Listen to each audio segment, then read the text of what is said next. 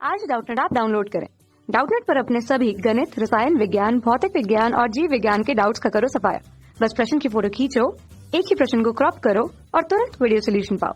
अभी डाउनलोड करें। हेलो दोस्तों, सवाल हमें दिया है कि कॉलम ए दिया है और कॉलम बी दिया है, इन दोनों को मिलाना है। ठीक है, 1 से लेकर 10 तक हमें सवाल दिए गए हैं और ए बी सी डी से लेकर जे तक उसके आंसर दिए गए हैं। तो सबसे पहला प्रश्न हमारा है कि अनावर्त गति का उदाहरण क्या है। ठीक है, अनावर्त मतलब हमारा आवर्त गति नहीं कर रहा। आवर्त गति क्या होता है कि अपने से एक समय अंतराल में अपने गति को पुनरावृत्ति करता है कोई पिंड या कोई कण, तो उसे आवर्त गति कहलाती है। ठीक है, तो अब हम यहाँ पे देखेंगे तो इसका आंसर होगा, ऑप्शन में देखेंगे तो आंसर हमारा होगा 2 है। इलेक्ट्रॉन में एक तो गेंद को फेंकना, एक तो परमाणु में कच के इलेक्ट्रॉनों की गति।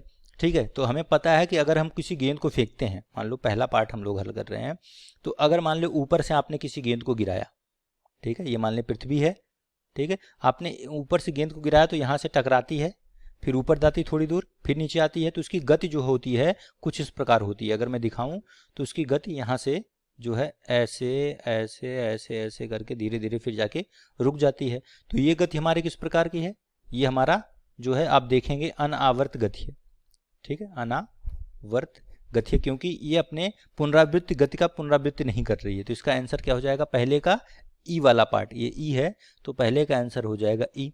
क्योंकि परमाणु जो कक्षा में किसी प्रकार गति करते हैं, वृत्ताकार गति करते हैं। ठीक है, इलेक्ट्रॉन को अगर छोड़ दें तो परमाणु की कक्षा में वो वृत्ताकार गति करते हैं, तो इसलिए ये हमारी जो गति होती है ये सरल आवर्त गति होती है। सिंपल हार्मोनिक मोशन कहते हैं जिसे। ठीक है, सरल आवर्त गति करती है। ठीक है, क्योंकि हम जानते हैं कि हमारा जो वृत्तीय गति होती है उसमें कोई कण अगर चलता है तो सरल आवर्त गति करता है। ठीक है, क्योंकि अगर यहाँ से आप पोजीशन लेंगे तो यहाँ से जाएगा, फिर इसका आप प्रक्षेप यहाँ पे निकालेंगे तो ऐसे जाएगा, फिर अधिकतम स्थान पे, फिर इस प्रकार से ऐसे, वो इस प्रकार से अपनी गति वो दोहराता रहता है। ठीक है, तो ये सरल आवर्त गति का होगा। तो आवर्त गति का उदाहरण क्या है, तो हमारा एफ हो जाएगा। आवर्त गति का उदाहरण भी है सरल आवर्त गति, क्योंकि अपनी गति का कण किसी पथ पर उसकी पुनरावृत्ति कर रहा है, तो दूसरे का क्या हो जाएगा, एफ। ठीक है, परमाणु वाली कक्षा का। ठीक है, दूसरा हो गया, पहला हो गया। तीसरा है आवृत्ति तथा आवर्त काल में क्या संबंध होता है, तीसरा पार्ट है हमारा। ठीक है, तो थर्ड है हमारा आवृत्ति यानी कि एन और आवर्त काल यानी टी में क्या संबंध होता है। तो चूंकि हमें पता है एन बराबर होता है 1/t। ठीक है, यानी कि एन टी बराबर होता है 1। एन गुणे टी आवर्तकाल और वृत्त का गुणनफल का मान 1 होता है, और ये हमें ऑप्शन डी में दिया हुआ है। डी बराबर लिखा है एन टी बराबर 1, यानी कि हमारा तीसरे का आंसर हो जाएगा डी। ठीक है, चौथा क्या है, चौथे में लिखा है कि d/dt² ओमेगा² y बराबर 0 होता है। ठीक है, तो हमें चौथा प्रश्न जो दिया है ये दिया है d/dt² प्लस ओमेगा² बराबर 0। ठीक है, तो हम जानते हैं सरल आवर्त गति में a बराबर क्या होता है, त्वरण जो है -ओमेगा² y होता है, और a को आप क्या लिख सकते हैं, dv/dt, और इसको क्या लिख सकते हैं, v को हम लोग d/dt dy/dt लिख सकते हैं वेग को, यानी हो जाएगा d2y/dt²। ठीक है, तो यहाँ से आप अगर इसको इधर ले आएंगे तो यही हमारा समीकरण यहाँ से इससे प्राप्त होगा। ठीक है, यानी कि ये हमारा किसका समीकरण है, ओमेगा² सरल आवर्त गति के लिए है। ठीक है, तो इसका सही उत्तर क्या हो जाएगा हमारा, इसका सही उत्तर होगा आपका, ये हो जाएगा ए पार्ट, इस रैखिक सरल आवर्त गति का अवकल समीकरण है ये। ठीक है, तो हमारा चौथे का क्या हो जाएगा यहाँ से आंसर ए, फोर्थ का ए। पांचवें पे आते हैं। पांचवा है आवर्तकाल टी बराबर क्या होता है, तो टी बराबर हमारा होता है, सूत्र जो होता है टी बराबर 2π/ω, ये सूत्र होता है हमारा। ठीक है, ये लिखा हुआ हमें आई में, तो पांचवें का क्या हो जाएगा आपका आई। ठीक है, छठा क्या है, आवृत्ति कोणीय आवृत्ति ओमेगा का मान बराबर होता है। ओमेगा बराबर क्या होता है, यहाँ से अगर देखेंगे तो ओमेगा बराबर हमारा k/m होता है। ठीक है, ओमेगा का जो सूत्र होता है ओमेगा बराबर √k/m, कोणीय आवृत्ति बोलते हैं। तो इसका मतलब हो जाएगा ये j, छठवें का j। 5 हो गया, 6 हो गया। 7 पे आते हैं कि अधिकतम विस्थापन y बराबर +- a लेने पर गतिज ऊर्जा कितनी होगी। ठीक है, ये हमसे पूछ रहा है सरल आवर्त गति में।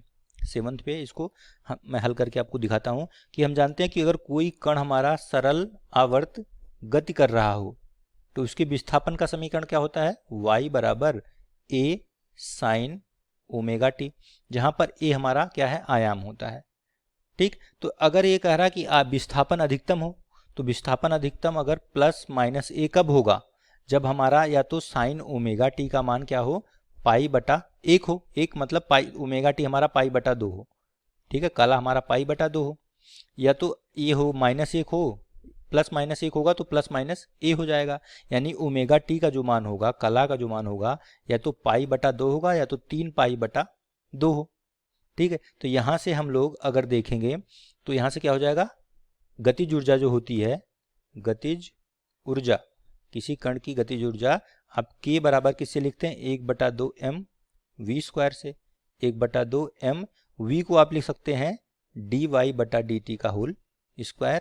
तो यहाँ से अगर हम लोग dy बटा डी टी निकालें तो dy बटा डी टी क्या हो जाएगा, a omega cos omega T, यहाँ पे मान रखेंगे तो ये आपका के बराबर आ जाएगा 1/2 m a square omega square cos square omega T, ठीक है। ये तो हमारा गतिज ऊर्जा का सूत्र आता है, लेकिन हमें रखना क्या है, y बराबर प्लस माइनस ए रखना है।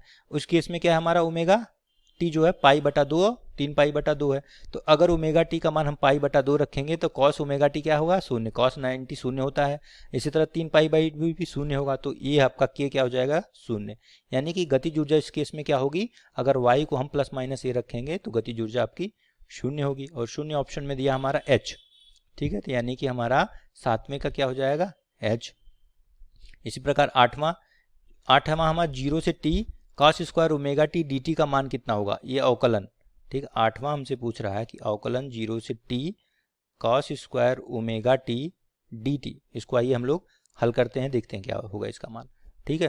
तो ये बराबर होगा आपका यहाँ से कॉस स्क्वायर ओमेगा टी, किसी का अगर हमें औसत मान निकालना होता है, ठीक है, अगर हमें मान लो कॉस स्क्वायर ओमेगा टी का औसत मान निकालना होता है तो ये होता है हमारा 0 से t cos square omega T D T बटे 0 से t आपका डी टी, ठीक है। तो ये ऊपर वाला मान हमसे पूछ रहा था, इसको मैं i लिख देता हूं, तो i बराबर क्या हो जाएगा, कॉस स्क्वायर ओमेगा टी बटे दिस, और इसका मान जब हम निकालेंगे तो इसका मान 1/2 आता है, ठीक है। तो यहाँ से देखिए हल करके क्या हो जाएगा, 1/2 गुणे, और इसका मान क्या आ जाएगा, ये हमारा dt का हो जाएगा t माइनस 0 यानी t, तो यहाँ से इसका मान जो आएगा वो 1/2 t आ जाएगा, ठीक है। आप इसको हल भी कर सकते हैं, कॉस स्क्वायर ओमेगा टी को आप यहाँ से लिखिए, क्योंकि हम जानते हैं कि कॉस स्क्वायर 2 थीटा क्या होता है हमारा, सॉरी कॉस 2 थीटा क्या होता है, 2 कॉस स्क्वायर थीटा माइनस 1, तो यहाँ से अगर आप कॉस स्क्वायर थीटा का मान लिखेंगे तो हो जाएगा 1/2 और ब्रैकेट में 1 प्लस कॉस 2 ओमेगा टी, ठीक, इसका इंटीग्रेशन 0 से t तक, ठीक है, dt। अब देखिए यहाँ से आप इसको करेंगे तो 1/2 आ जाएगा, 1 का हो जाएगा t small t plus cos square omega T, cos 2 omega T का क्या हो जाएगा, साइन, ये हो जाएगा साइन 2 ओमेगा टी बटा 2 ओमेगा 0 से कैपिटल T।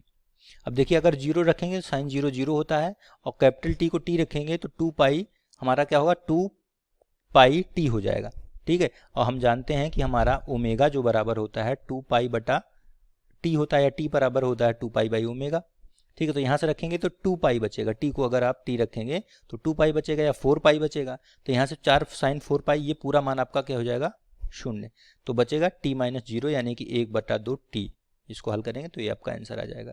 तो यहाँ से आपका कौन से विकल्प में दिया है, 2 पाई 1/2 t, ये हमें दिया है जी में, ये लिखा है 1/2 t, यानी कि हमारा किस क्या हो गया, 8वें का क्या हो जाएगा, जी, 8 का हमारा हो गया यहाँ से जी। 9वां, 9th में क्या दिया, सरल अवगत में कण की संपूर्ण ऊर्जा समानुपाती होती है, तो कुल ऊर्जा क्या होती है, सरल अवगति में कुल ऊर्जा हमारी जो होती है, कुल ऊर्जा ये बराबर होती है गतिज ऊर्जा प्लस स्थितिज ऊर्जा, और ये बराबर होता है हमारा 1/2 m ओमेगा स्क्वायर ए स्क्वायर के। तो किसके अनुक्रमानुपाती है कुल ऊर्जा, अगर मैं इसको ई से दिखाऊं तो ई हमारा अनुक्रमानुपाती है द्रव्यमान के, और किसके, ओमेगा स्क्वायर यानी आवृत्ति के स्क्वायर के वर्ग के और आयाम के वर्ग के अनुक्रमानुपाती है। तो यहाँ से हम देखेंगे तो हमें दिया हुआ है किस विकल्प में, ये आयाम, बी ऑप्शन में दिया है कि आयाम के वर्ग तथा आवृत्ति के वर्ग की अनुक्रमानुपाती होती है। इसका मतलब हमारा 9th का कौन सा सही होगा, 9वें का हमारा होगा बी, ठीक है, 9 का हमारा बी हो गया। बस बच्चा हमारा कौन सा ऑप्शन बचा, यहाँ पे ये भी हो चुका है, केवल सी बचा है, सी आपका सही हो जाएगा। K1 प्लस K2 बटा K1 प्लस K2 ये श्रेणी क्रम में जब स्प्रिंग जुड़े होते हैं तो उनकी तुल्य स्प्रिंग नियतांक का मान होता है। ठीक है, ये आपका क्या हो जाएगा, कौन सा ऑप्शन है, ये सी। ठीक है, जब अगर श्रेणी क्रम में दो स्प्रिंग जुड़े हुए हैं, इस प्रकार हमारा एक स्प्रिंग ये है और एक स्प्रिंग ये है, ये श्रेणी क्रम में आपस में जुड़े हुए हों अगर, और इसका K1 हो स्प्रिंग नियतांक, इसका K2 है, तो तुल्य जो नियतांक होता है K1 K2 बटा K1 प्लस K2। ये कैसे आता है, ये होता है 1 बटा K बराबर 1 बटा K1 प्लस 1 बटा K2। और जब हमारा पैरेलल में जुड़ा होता है यानी समांतर जुड़ा होते हैं, ऐसे जुड़े होते हैं जब समांतर, तो उस केस में हमारा K जो है K1 प्लस K2 के बराबर आता है, डायरेक्ट जुड़ जाता है। ठीक है, तो ये आपका जो है हमसे यही पूछ रहा था, तो हमारा ये सारे जो है हमारे क्या हो जाएंगे, फाइनल उत्तर हो जाएंगे। ठीक है, थैंक यू। कक्षा 6 से 12वीं से लेकर नीट, IIT, JEE वो एडवांस के लेवल तक 1 करोड़ से ज्यादा छात्रों का भरोसा। आज ही डाउनलोड करें डाउटनेट ऐप या व्हाट्सएप करें अपने सारे डाउट्स 8400 400 400 पर।